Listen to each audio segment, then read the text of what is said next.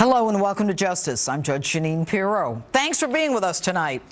The latest tonight on the CIA interrogation report. One guest who actually says that Senator Dianne Feinstein is an American hero. And Congressman Trey Gowdy weighs in on the week's headlines. But first, my open.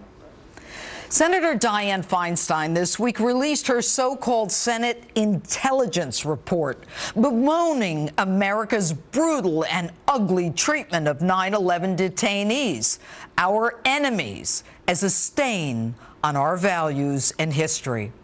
My response? People who kill thousands of innocent Americans have no right to gentle and humane treatment. And I, for one, will not hang my head in shame because the CIA did what the president, his cabinet, and Congress thought was right in a time of war, let alone apologize to those who killed us. And by calling it a torture report, the senator turns our enemy into the victim. The CIA's actions a decade ago are a stain on our value and on our history. And now calls for criminal prosecution of the American torturers, articles on how to prosecute Americans, calls to actually compensate the detainees, and suggestions that the UN investigate us for violating international law. Context, Dianne, context. September 11, 2001, 3,000 of us killed in New York, Washington, and Pennsylvania. We don't know who the enemy is, where they're located, what their mission is, and fearing yet another attack, we act to get information.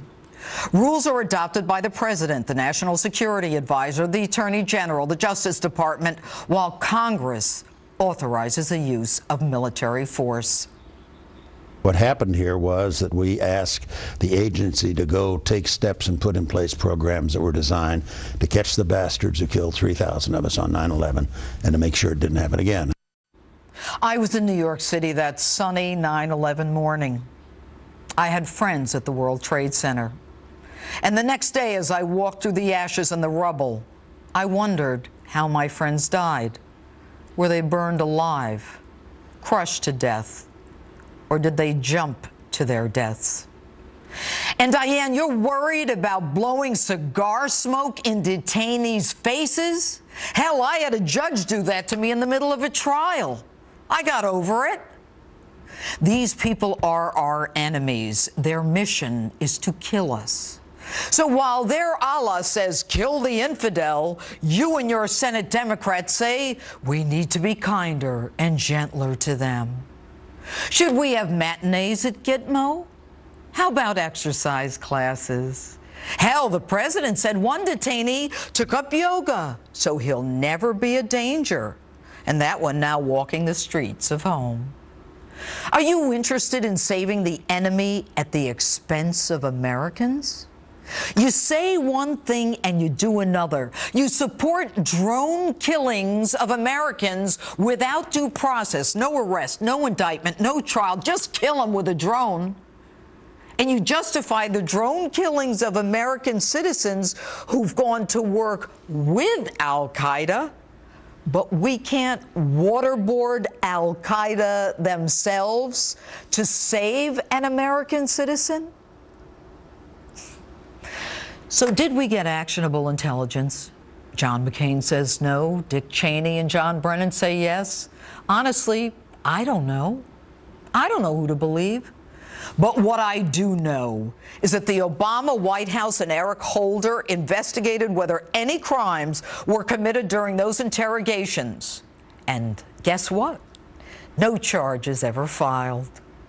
Now, the fact that Barack Obama, who has spent the last 6 years of his presidency blaming George Bush for everything but his golf score, didn't file charges, tells me there was nothing to prosecute.